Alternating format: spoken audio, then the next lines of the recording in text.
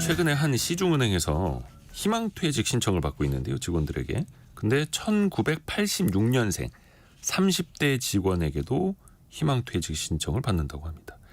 이미 통신이나 게임, 유통업계 등에서는 퇴직이나 권고사직 카드를 꺼내든 기업들이 많이 있고요. 자, 그런데 이 퇴사와 해고 관련해서 법적인 쟁점이 또 없을 수가 없습니다. 슬기로운 법률 생활 시간에 한번 들어보시죠. 법무법인 길도 윤예린 변호사와 함께합니다. 안녕하세요. 안녕하세요. 윤예린 변호사입니다. 요즘에 보니까 진짜 희망퇴직 받는 그 연령대가 점점 낮아지는 맞습니다. 것 같아요. 이제 30대까지. 네네. 이게 혹시 직급이나 연령 같은 어떤 기준이 있습니까? 사실 희망퇴직은 회사가 직원에 대해 자발적으로 퇴직할 사람을 모집하는 것으로 사장님과 직원 사이의 합의에 의한 근로계약 해지를 의미합니다. 그러니 노동 관련 법령상에서 규정하고 있는 사안이 아니라 회사에서 자유롭게 지정이 가능하고 이를 받아들일 것인지도 직원의 자발적인 의사결정에 따라 이루어집니다. 회사에서는 희망퇴직 실시 여부를 결정할 수도 있고 네. 희망퇴직을 실시하기로 결정한 경우에도 희망퇴직의 요건, 신청 절차, 퇴직 위로금 수준 이런 것들을 이제 회사가 자유롭게 정할 수 있습니다. 희망퇴직은 원칙적으로 노동조합과 근로자 대표와 반드시 합의를 거쳐야 시행할 수 있는 사항도 아닌 것입니다. 아, 그래요. 네네. 그러니까 자발적이고 네. 그리고 합의를 통한 것이다. 네. 이게 중요한 거네요. 네네.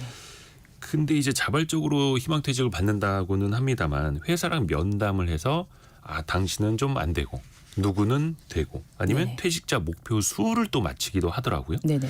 이거는 어떨까요? 문제 없을까요? 그러니까 희망퇴직 촉진하기 위해서 부서장이나 인사 담당자가 직원들 면담하면서 희망퇴직 절차 안내하고 퇴직 권유하는 경우가 있는데 그러니까 이런 면담이나 퇴직 권유 자체는 위법이 아닌데 그 면담 과정에서 퇴직을 유도하기 위해서 강박을 한다는 등의 이게 부당한 영향력을 행사하는 경우에는 그 직원의 퇴직 의사 표시가 무효가 될 수도 있습니다. 예를 들어보면요, 뚜렷한 사유 없이 대기 발령을 한 후에 사직하지 않으면 직권 면직 당할 것이라고 말해서 퇴직 의사가 없던 직원으로 하여금 희망퇴직을 신청하게 한 경우라든가 계속적 반복적으로 퇴직을 종용해서 사직서를 내게 한 경우, 사직의 조건으로 별도의 퇴직 위로금을 지급하기로 약속을 했는데 네. 이거를 지급하지 않은 경우에는 퇴직 합의의 효력이 부인될 수 있습니다. 그런데 또 이제 그러니까 희망퇴직이 또 인정되는 경우들이 있어요.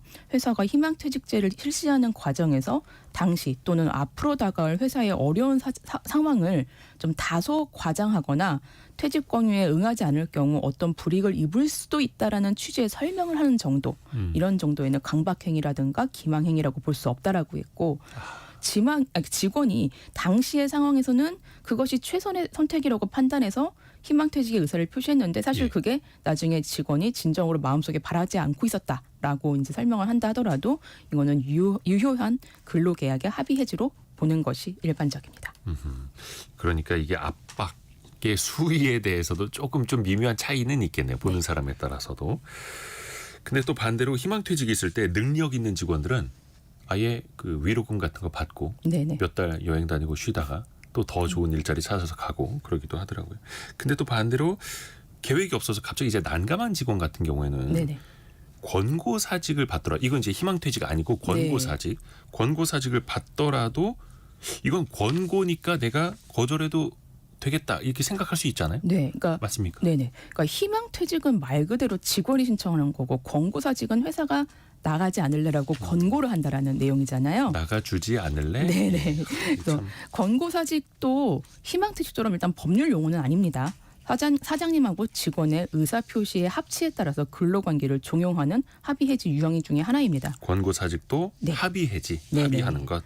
일반적으로 사장님이 직원에게 근로관계가 이어나가기 어렵다라고 판단한 경우에 직원에게 회사의 어떤 다양한 사정, 경영상의 사유라든가 어떤 직원의 규칙 사유가 있다라고 했을 때 사직을 제한하고 직원이 이를 수용하면서 사직서를 이제 내면은 이를 징구하는 방식으로 근로관계가 종료되는 것을 말합니다. 그래서 이 또한 노동 관련 법률에서 정하고 있는 것은 없습니다.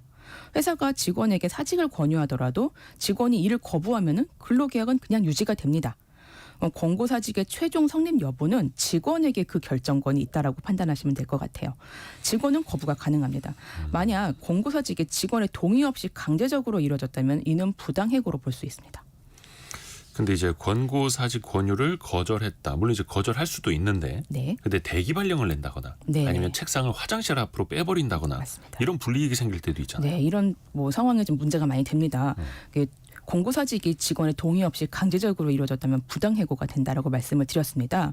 뭐 이제 공고사직을 이제 권유하면서 회사 사정이 어려워서 공고사직 대상자로 선정되었으니 사직서를 제출하라라든가, 뭐 거부 시에는 뭐 대기 발령 자에 올라가고 대기 발령 후에 보직 못 받으면 당연히 퇴직된다. 당연 퇴직된다라고 불이익한 처분을 예정하면서 공고사직을 하라고 압박을 하면 사실 이거는 권고사직이 아니라 해고로 판단될 수 있는 것입니다. 뭐 구체적으로 이제 법원에서 판단하는 그 근거를 좀 보면요. 이게 권고사직인지 아니면 실질적으로 해고에 해당하는지는 근로자가 사직서를 제출하게 된 경위라든가 사직서의 기재 내용과 회사의 관행, 사용자 측의 퇴직 권유 또는 종용의 방법, 강도, 횟수, 사직서를 제출하지 않을 경우 예상되는 불이익의 정도, 사직서 제출에 따른 경제적 이익 제공 여부 등 또 사직서를 제출하기 전후에 근로자의 태도를 종합적으로 고려해서 판단하고 있습니다. 실제로 직원을 사무실이 아닌 그 사장님의 자택으로 호출해서 욕설과 폭언을 하면서 사직서 작성을 요구하고 네. 자택에서 5시간 동안 있다가 사직서를 제출하고 나서야 비로소 나갈 수 있도록 하거나, 뭐 직원에게 뭐 네가 마음 편하게 회사 다닐 수 있을 것 같냐, 팀을 해체해 버리겠다, 팀장이라고 차지하고 있어서 자리 차지하고 있진 않는 자리를 차지하고 있는 게 부끄럽지 않냐, 네 수준에 맞춰가지고 일이 되겠냐, 뭐 이런 장기간 인격 모독을 한 사례에서는 사직서가 있지만 사실상 해고라고 판단되었습니다. 윤유림 변호사님이 이렇게 나쁜 이야기 재현을 할 때는 힘드신 거야. 네. 나쁜 이야기를 해본 적이 없어서. 그래서 해고로 판단되면 직원은 노동위원회에 부당해고 구제 신청을 할 수 있고 복직이나 손해배상을 청구할 수 있습니다.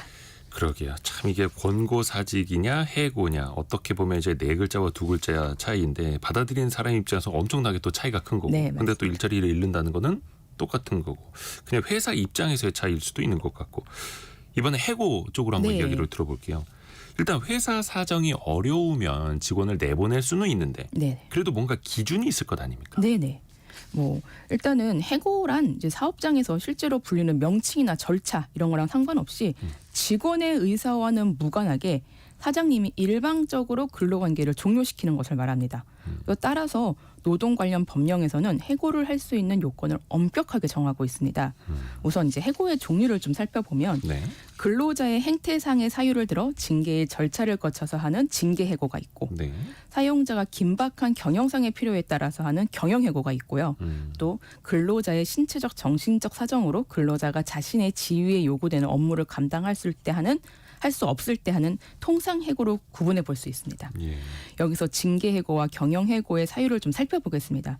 일단 징계해고를 좀 살펴보면요. 무단결근을 3일 이상 했다. 뭐 이력서에 거짓 사유를 기재했다. 배임, 횡령, 절도와 같은 범죄 행위를 했다. 이런 상황이라면 징계해고가 가능합니다. 사장님이 직원을 신뢰할 수 없다라는 상황이 인정되는 것입니다. 또 경영해고를 좀 살펴보면요. 경영해고를 하기 위해서는 긴박한 경영상의 필요가 있어야 됩니다. 또 해고를 회피하려는 노력을 했어야 하고 합리적이고 공정한 해고의 기준을 정하고 있어야 됩니다. 그리고 그 대상자를 선정할 때도 남녀 차별이 있으면 안 됩니다. 그리고 성실한 노사 협의를 하였어야 합니다. 노조나 근로자 대표에게 해고하려는 날 50일 전까지 해고를 피하기 위한 방법과 해고의 기준 등에 관하여 통보하고 성실하게 협의를 해야 합니다. 징계해고, 경영상의 해고, 통상해고. 근데 이제 징계해고 같은 경우에 예를 들어서 뭐 진짜 불법적인 거를 저질렀다 이러면 명확하긴 하겠습니다만 네. 업무 능력이 부족해요. 네. 일을 너무 못해. 이것도 그러면은 통상해고? 해고 사유가 될 수 있나요? 그 업무 능력이 부족하다라는 것은 행정심판이나 소송을 통하여 그 정당성을 좀 판단을 받아야 되는 경우들이 있습니다. 예. 판결에서는 업무 능력 부족을 이유로 한 해고의 정당성은 엄격하게 판단을 하는 편입니다. 뭐 근로자의 근무 성적이나 근무 능력이 불량하다고 판단되는 근거로 평가가 이제 공정하고 객관적인 기준에 따라 이루어졌어야 됐고, 네. 근로자의 근무 성적이나 근무 능력이 다른 근로자에 비해서 상대적으로 낮은 정도를 넘어 상당 기간 동안 일반적으로 기대되는 최소한도에도 미치지 못하고 향후에도 개선될 가능성이 없다라고 판단될 정도가 되어야 됩니다. 뭐 예를 들어서 뭐 일단 정기 평정에서 3년 연속 아래에서 2번째 등급을 받아서 해고가 됐다. 라고 하면은 이러한 해고는 정당하지 않다라고 판단을 했고 2회 연속 최하위 등급을 받았다라고 하더라도 이거는 뭐 업무 능력이 부족해서 해고를 하는 거는 적법하지 않다라고 판단된 경우들이 있어요. 그런데 최근에는 뭐 개선될 가능성이 없는 저성과자를 해고하는 것이 좀 적법하다라고 하는 판결들도 한두 그래요? 개씩은 나옵니다. 이제 근무 성적이나 근무 능력이 상당 기간 동안 최소한에도 미치지 못하고 뭐 예를 들어서 1차 저성과자 프로그램에서는 보고서를 전혀 제출하지 않았고 2차 저성과자 프로그램에서는 개선 계획서만을 제출하고 실질적인 개선 업무는 수행하지 않고 보고서를 쓰라고 하면은 뭐 인터넷에서 긁어오는 수준이고 이런 것과 같이 아예 개선 가능성이 없어 보일 때는 해고가 좀 정당하다라는 판결도 최근에는 좀 한두 개씩 나오고 있는 것 같아요. 그래요. 그럼 또 회사 입장에서는 이 사람의 성과가 얼마나 안 좋은지 불성실한지 그 데이터를 또 확보를 해놔야 되는 거고 직원들도 월급을 받으니까 또 신의 성실하게 맞습니다. 일할 필요도 있는 거고요. 계약제 그리고 뭐 계약직이나 기간제 근로자들 이야기 한번 여쭤볼게요. 보통 이제 1년, 2년 단위로 계약하시는 분들 있잖아요. 네. 그러면 계약이 끝나면 어떻게 됩니까? 바로 집에 가야 하는 건지 이게 연장이 가능한 방법도 있나요? 사실 근로계약 기간이 만료되었다 하더라도 네. 갱신기대권이 인정된다라는 상황에서는 갱신계약 그 거절에 대한 합리적인 이유가 없다라면은 부당해고에 해당합니다. 갱신 기대권이요. 네. 갱신기대권이라는 것은요. 근로자가 계약 기간이 종료된 후에도 계속 고용될 것이라는 합리적 기대를 가질 수 있는 권리를 의미합니다. 직원과 회사가 뭐 계약직이라고 하더라도 이전에도 여러 차례 계약 갱신을 해왔고 사용자가 근로계약을 갱신할 것을 암묵적으로 시사를 했었다거나 명시적으로 고용보장 약속을 했던 경우에는 근로자에게 갱신 기대권이 있다라고 판단하고 있습니다. 그래서 갱신 기대권이 있는 직원을 갱신 계약을 해주지 않으면은 계약 갱신을 해주지 않으면은 이제 이거는 법적으로 보호 가능한 상황입니다. 뭐 노동위원회에 이거는 부당해고다라고 하면서 구제 신청을 할 수도 있고 뭐 손해배상 청구가 가능하기도 합니다. 그러면 또 회사 입장에서는 이 기간제 직원들에 대해서 뭔가 좀 명확하게 네. 신호를 줄 필요가 더 있어 보이네요. 맞습니다. 근데 또 이제 반대로 직원이 그만두겠다고 했습니다. 그러면 이제 회사 입장에서는 혹은 이제 자영업 하시는 분들도 후임자 올 때까지 좀만 기다려달라 네. 이렇게 요청할 수 있잖아요. 그렇게 해서 근데 또 후임자가 바로 구해지느냐. 한 달, 두 달 그 이상이 걸릴 수도 맞습니다. 있겠고요. 사직서를 수리 안 해주고 있으면 이거는 어떻게 해야 되는 거예요? 네, 그러니까 저도 이런 경우가 있었는데 한 달 정도면은 퇴직할 수 있을 줄 알았더니 뭐 한 2달, 석 달 걸렸던 적도 있었어요. 근데 그러니까 회사가 사직서를 수리하지 않더라도 일정한 시간이 경과하면은 사직서의 효력이 발생합니다. 아하. 민법 제660조에서는 사용자가 사직을 수리해주지 않더라도 사용자가 사표를 제출한 날로부터 한 달이 지나면 사표의 효력이 발생한다고 규정을 하고 있고요. 후임자를 못 구했어도 네. 사표는 이제 한 달 지나면 네. 회사를 그만둘 수 있다. 또 월급 등의 임금을 일정한 기간급으로 정해둔 회사라면은 네. 사표를 낸 시점에서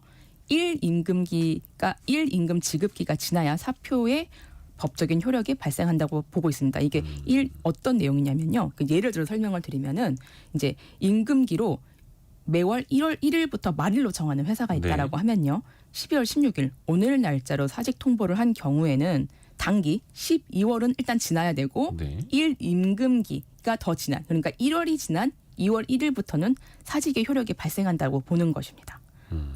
그래서 그러니까 뭐 한 달 좀 더 지나면은 어쨌건 사직서의 효력은 발생한다라고 볼 수 있습니다. 근데 또 이제 그런 분들이 있습니다. 이제 홧김에 네. 그만두겠다라고 사표를 내던지고 다음 날부터 안 나오거나 네네. 아니면 연락 두절되는 경우도 있겠고 네. 요거 같은 경우는 이제 자영업 하시는 분들 당장 이제 알바생 안 나오거나 네네. 직원분 안 나오고 그러면 정말 이제 난감해지는데 네네. 그런 것도 실제로 효력으로 인정이 되는 겁니까? 네, 뭐 일단은 뭐 구두 계약도 이제 계약이라고 우리가 많이 얘기를 하잖아요. 네. 구두로 의사 표현을 해도 계약이 일단 이루어진 것으로 이제 봐야 됩니다. 그러니까 사실 홧김에 사표 던지신 분들 나중에 나 이거 사표 수리할래, 그러니까 회수할래, 철회할래 이러시는 분들이 많은데 사실 어제는 제가 홧김에 냈습니다. 네. 그 사표 좀 취소해 주세요. 네네. 이럴 수도 있죠. 이러시는 분들이 있는데 사실 이렇게 사직서를 내면은 특별한 사정이 없는 한 철회할 수가 없습니다. 한 번 낸 사표는 네. 철회할 수 없다. 한 번 내던진 사직서를 아무 일 없었던 것처럼 다시 주워 담을 수는 없습니다. 그러니까 어떤 사례를 하나 좀 알려드릴게요. 사표를 낸 당일에 소속 부장에게 아직 사직서 기한이 안 올라갔고 경영진 결제가 안 났다면 사직서 제출을 취소하겠습니다라는 문자 메시지를 보냈습니다. 사표를 내고 나니까 그동안 회사로부터 받았던 어떤 복지 혜택 같은 것이 없어지는 게 굉장히 아쉬워졌던 거예요. 그런데 회사는 직원의 사표를 수리했습니다. 직원은 해고를 무효로 해달라고 하는 소송을 제기했습니다. 그런데 법원은 그 회사 측의 손을 들어줬습니다. 사직의 의사표시는 특별한 사정이 없으면 해당 근로계약을 종료시키는 취지의 해악의 고지다. 그럼 사직 의사표시가 사용자에게 도달된 이상 근로자는 사용자의 동의 없이는 철회할 수 없다라고 판단했습니다. 그러니까 우리가 나 이 계약할래라고 했는데 저쪽에 계약하겠다라고 했는데 다시 철회하면 할 수가 없는 것처럼 이거는 합의 해지가 되지 않으면은 뭐 사용자의 계약 동의 없이, 그러니까 사용자의 동의 없이는 이 철회할 수가 없다라고 판단이 된 것이에요. 근데 이건 사직서이잖아요. 네네네. 사직원 같은 경우는 좀 철회가 가능합니다. 사직원은 무슨 차이예요? 그러니까 사직원은 근로자가 사표를 제출하고 이거를 회사가 수리하는 합의를 통해서 근로계약이 종료되는 형식입니다. 그러니까 좀 이게 다른 게 사직서는 내가 나가겠습니다. 네. 사직원은 나 나갈 테니 합의 봅시다. 네네. 그러니까 그 사직원을 수리했다는 걸 근로자에게 전달하기 이전에 사직 의사를 철회할 수 있는 그 기간이 있는 거예요. 그래서 이른바 명예퇴직, 희망퇴직 이런 사직원에 해당합니다. 그래서 근로자가 명예퇴직을 신청하면 회사가 요건을 심사한 후에 승인해서 근로관계를 종료시킵니다. 그 사이에는 내가 이제 이 내용을 철회하겠습니다라고 했을 때 철회가 가능한 것입니다. 참 이게 회사와 함께 일을 한다라는 것도 계약 관계다 보니까 참 이게 따져봐야 될 게 많이 있습니다. 윤예린 변호사였습니다. 고맙습니다. 고맙습니다. 라디오 정보센터 다녀옵니다.